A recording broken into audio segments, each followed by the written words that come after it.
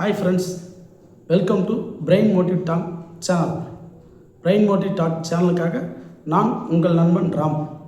நாம் இன்றைக்கி பார்க்க போகிற தலைப்பு பார்த்திங்கன்னா பவர் ஆஃப் பிக் திங்கிங், பெரியதாக சிந்திப்பதின் நோக்கம். இந்த தலைப்பில் நம்ம வீடியோ பார்க்க போகிறோம். வாங்க வீடியோக்குள்ளே போகலாம். பெரிதாக சிந்திப்பதின் வலிமை, பவர் ஆஃப் திங்கிங் பிக்.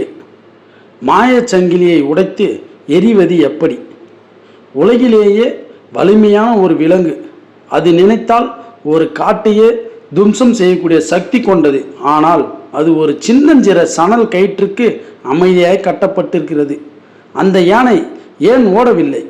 ஏன் அந்த மெல்லிய கயிற்றை அதால் அறுக்க முடியவில்லை? உண்மை என்னவென்றால், அந்த யானை கட்டி போட்டிருப்பது அந்த கயிறு அல்ல, அதன் எண்ணம்தான்.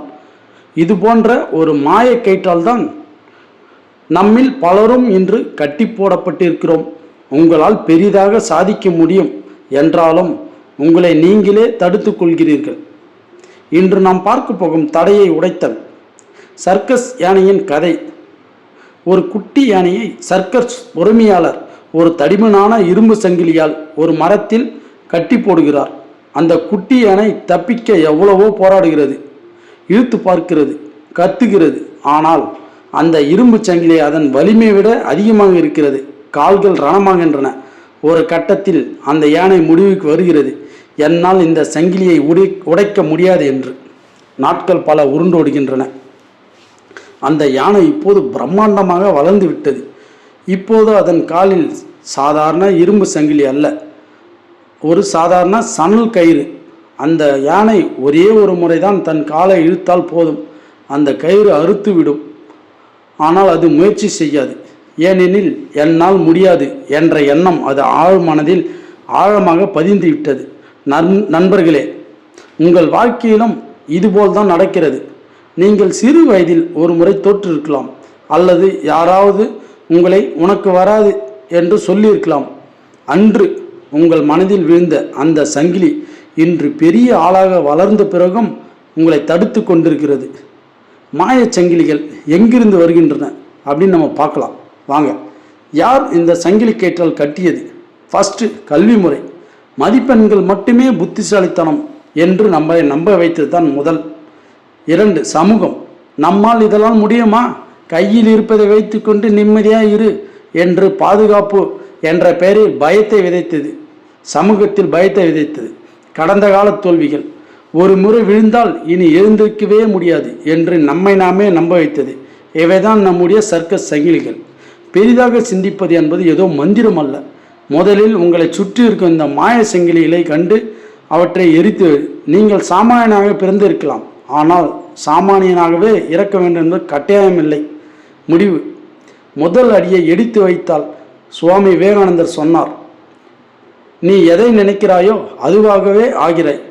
உன்னை பலவீனன் என்று நினைத்தால் நீ பலவீனன்தான், பலவான் என்று நினைத்தால் நீ பலவான்.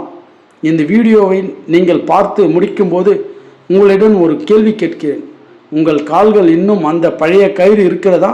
உங்களால் முடியும் என்று நம்புவதுதான் வெற்றியின் 50%. பெரிதாக சிந்தித்தல் என்பது அடுத்த பகுதியில் நாம் ஆழமாக பதிந்திருக்கும் இந்த பழைய எண்ணங்களை எப்படி அழிப்பது என்று பற்றி பார்ப்போம்.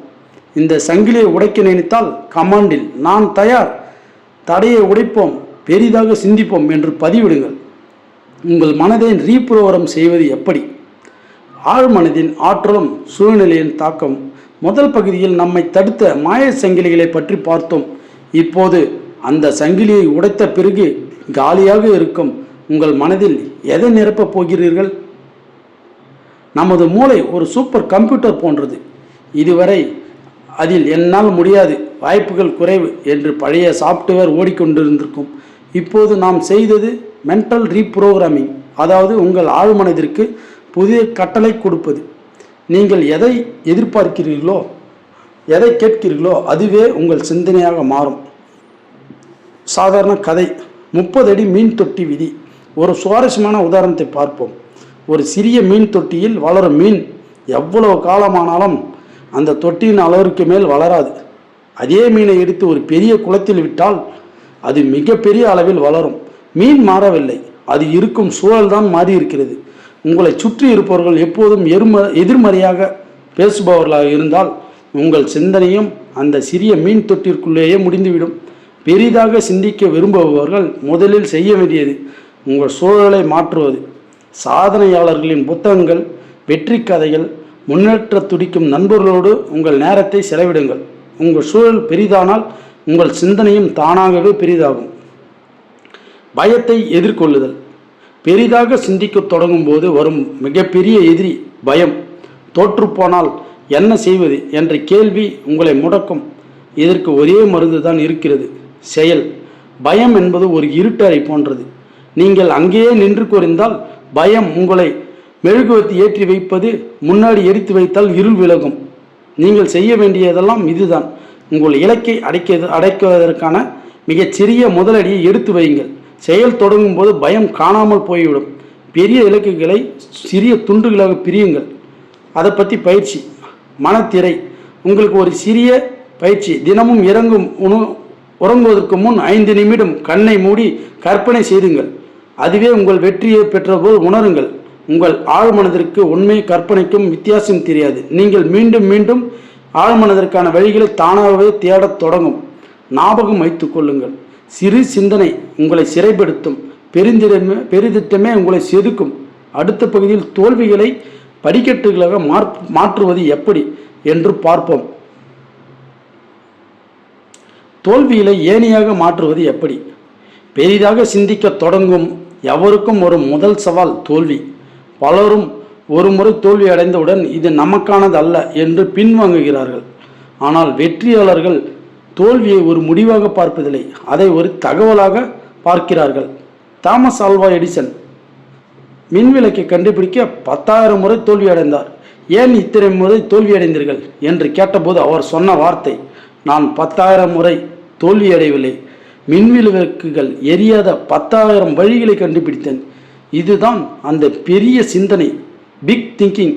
தோல்வி என்பது முடிவு அல்ல. சாதாரண மனிதர்களிடமிருந்து விலகுங்கள்.